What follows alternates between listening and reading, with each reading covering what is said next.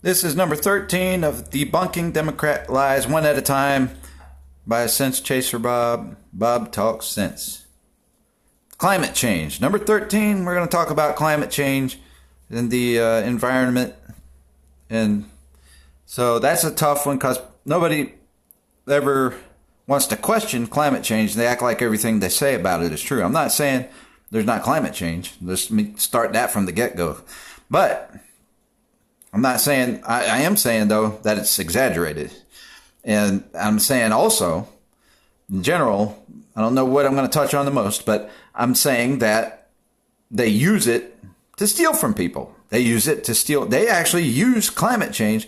They lie and exaggerate about climate change. Matter of fact, a lot of people think that, and even the news will say that hurricane season starts in June. I think they say June through, but that's not hurricane season down in Florida and Georgia and all those places. That is actually thunderstorm season. And there's a lot, you're just getting over tornado season. So hurricane season is actually August, September, and October is the worst parts of it. You can have some in November, but usually not. And so that hasn't changed. That part hasn't changed. The seasons haven't changed. So they're doing that to scare people more and all that. But obviously, you can have an early warm front, early cold front, and it causes a hurricane. But that's the change of season causes that. So the seasons, they're the same, pretty much. And people challenge me on that, and I'm always right every year. Here comes hurricane season. I said, here comes the real hurricane season when we get there. But what they do, they use climate change laws to steal from farmers. They've taken farmers' land from them and used environmentalism type things to take their land here in America. They've used it to environmentalism based on climate change, because of climate change fears, to take make countries in Africa try to outlaw them from having cars and things like that. I don't know where those laws stand now, but they've done that before. They're trying now, if we had Kamala Harris, she wanted to really speed up the process of us getting rid of our cars, gas stations, and going to electric cars. By the statement I heard her say, they could have changed their mind a few times, because they're going to lie and say misinformation if I don't tell you this date. But the statement I heard her say was by 2045. One of the ones was 2045. But I heard her talk specifically acting like it's going to happen really soon, sooner than that, it seems. And so there was other dates mentioned that they were going to try to do a certain level by just in the next couple of years, this year even, I think, but not completely be rid of it. But by 2045, I think she wants to be completely rid of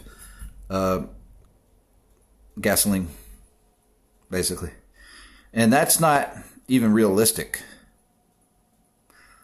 But I don't know if for sure. I'll say I'm not sure how if she confirmed that on paper, and I can say that they confirmed it. But generally, if anybody wants to get rid of gasoline completely, that's not good. It's not realistic, and it's the goal. Literally, now I'll say this is a presumption based on knowing what they've already done to not wanting Africa to have cars, and then taking farmers' land and stuff, using rules with EPA to do that kind of stuff. That I think that's like a war against Americans to want to take their fuel power away. I think that's trying to defeat us. We're not going to have power. You're not going to get combustion power without oil. The military has to have oil. You're not going to have electric airplanes. And we're not going to have a good Air Force without oil and good tanks. You can't, there's just some things you have to have. I mean, you got to preserve your power, or else somebody else is going to have it, and we're going to be the ones vulnerable. Right? So somebody's heard that statement just then, and they probably thinking, well, why shouldn't you be the ones vulnerable? Because, if the Democrats were in charge, they'd be like any other country.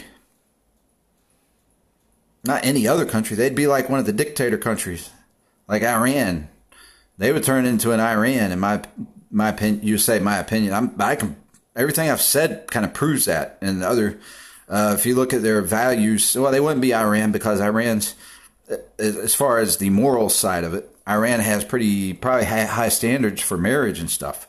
But when it comes to wanting dictatorship, silencing speech and not letting anybody speak and all that kind of stuff, they'd be like Iran and a lot of the dictator countries. That silencing of speech is the real biggest part of that formula that creates dictatorship countries.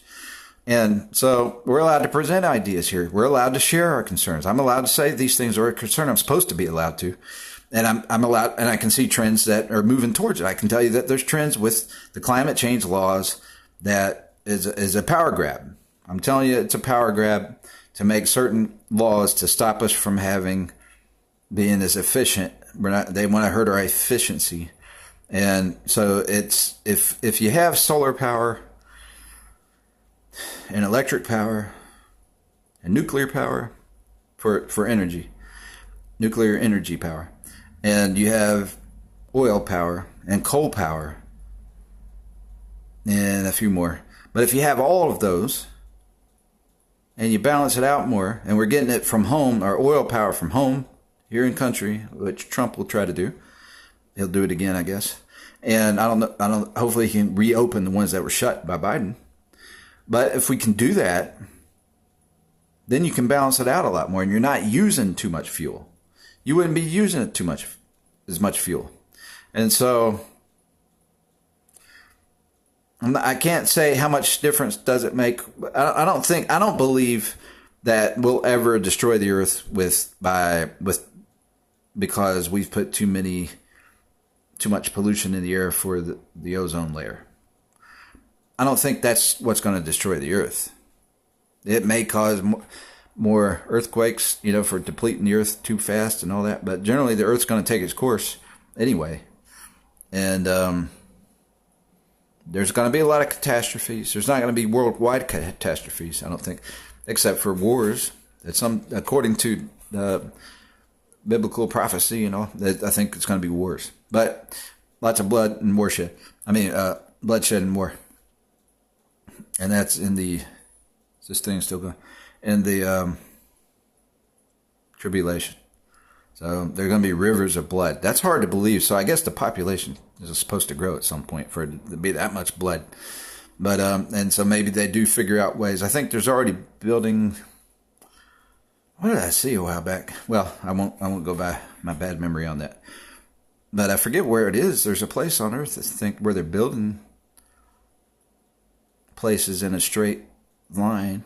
The cities are built almost like in a line, in a row, like a river, long, and they go long built ways. I forget I don't know if that was real or something I saw that wasn't real, but they're preparing for the future. So there's ways to grow our population very large, and I don't know how you survive during that. There's still more real science we can do medicinally to help people extend their lives and all that kind of stuff. If they legalize drugs ever, like they should, if they do that, but specifically regulate them like they should, and then people aren't getting all these poison drugs and getting killed over drugs by other people because it's too much. It should be non-profit in a way, or a low-profit business instead. So, because mostly the issue is people fighting over the relief for a headache. But frankly, but the people know. See, drugs gives people headaches too, and then they want more, and then but they're fighting over the money, so they fight over the money, but they're allowed to fight over the money because they're not regulated. So so you get those kind of people out there, they're the greedy ones and all that, and that's what's got to stop. And maybe the population grows at some point. So I'm looking at Bible prophecy, but we're talking climate. So that's important, though. It's an important point because if it's assuming the Bible is all real with the prophecy, because it's been real so far, everything's come true that it talked about. So, assuming that's all correct, then how much of a role does climate change play if the Bible is correct? It plays some role. There's going to be more earthquakes and landslides and things like that. But then you can rebuild around some of that stuff. It's not going to kill everybody, but it can certainly. I don't want to live in an earthquake zone, but you can have earthquakes out in places that are not earthquake zones. All right, I don't want to ramble on that. I don't have much to say about climate change except that they are using climate change. They exaggerate it. They're hoarding lots of money, and they're tied in with evolution science and medicinal science. They all work together with medicinal science and other things, and they've price gouged. They've done a lot of price gouging with medicine, and that's the science community. And it shouldn't be that expensive. What they've done with medicine, they've made it so almost insurance companies can't afford it. So that's why they did it, because we had insurance. Oh, we can price gouge because of insurance. And so it's not realistic. And they're doing it. They're making all these synthetic drugs when we could have better drugs, better medicines if they used the natural ones, and make medicines out of the natural ones. And they've made those illegal and put them in the streets. That's really crooked.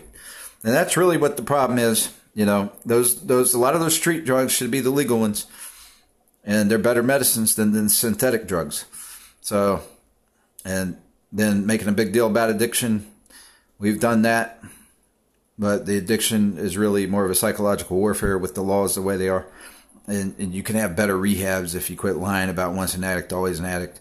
Just understand it may be part of their appetite that they're longing for, but you can have safer if you actually have. They're not going to have a bad addiction problem if you have a 2% form they can use to wean off it, and then be careful, you know. But all they have of those kind of drugs, it turns bad because they have a 60% form is probably the weakest form they have in the streets. And then so people give them that, get them dizzy, and then they rob them, you know, and they have nowhere to run to, no defense, those kind of things. So that's climate change. Scientists have their hand in that. And they've brainwashed religion, and everybody falls for it because they think using medicine is a sin, and it's not. Using medicine is not a sin. Misusing medicine is a sin, right? And so, but they've created all these ways to misuse it, and they need to create ways to where it's usable in medicine form. They need to make medicinal forms instead of all these abusive forms. And so people, when they feel they need a medicine, that's none of your business. That's not your business to say nobody needs a medicine. It's none of your business. When somebody feels they need a medicine, they need to be able to go get a medicine instead of get the bad forms of it, with that being the only form of medicine there is, almost. Right? So, and then, except for the synthetic ones and the pharmaceuticals. So, and then if they abuse it, that's their fault, by the way. If they hurt themselves with it, that's their fault, but they don't need to be getting hit over the head for it. And having their whole purse stolen over medicine, and they need to, and so your body's a temple. People need to learn how to use medicine, need to learn how to use it right, and then wean off it. And if they don't, that's their business. That's their fault. They've hurt themselves, right? But in that setting, they're not hurting other people. I mean, somebody might be upset that they're hurting themselves, somebody close to them. But that's something they have to deal with on their own. And they can decide to go to rehab. And if the rehabs aren't in prisons, they might be more willing to go try a rehab. But a rehab should be teaching nutrition and exercise. So, but climate change, they're trying to use it to steal your property and do things like that, and say you can't drive a car and all that kind of stuff. There's a lot of crookedness behind that. And that's, I guess they're the ones that got all the money from COVID. So was COVID created on purpose by the Democrat Party? You know, we're not allowed to ask that. They always blame the people who were the victims of it. You know, the Trump administration was a victim of that. The scientists community didn't like Trump because he took money away from them, and then they came up with COVID. That's my take on it, and that's the liberal scientists, the climate change scientists, and so climate change. We can't control it. We really can't control climate change. That's the thing. We can control having cleaner air and things like that, but they can make better cars for that. But if you're trying to make cars that are completely doing away with oil, you're not helping anything. The companies don't want to do that for a few reasons. Because we need oil. We need it. And so that's the caveat. That is a tough one because we need oil. If you don't have oil, you don't have power. You need power to be controlled. It's best to be controlled by a nation that has freedom of, as one nation under God. I mean, bottom line. So that's going to be a tough one. It always is going to be. But the climate change stuff, there's a lot of lies in it. So the fact that, yeah, climate change exists every summer, spring, winter, and fall. And it's always changed up, and it's global warming that got warmed up last century, and it cooled off again. And then it warms up again, and it cools off again. So that's why they quit calling it global warming, because people were finding that out. But it's not a whole lot we can do about it. But what we can do, we can have cleaner air, work on cleaner water, and we can do it without getting rid of the resources we need.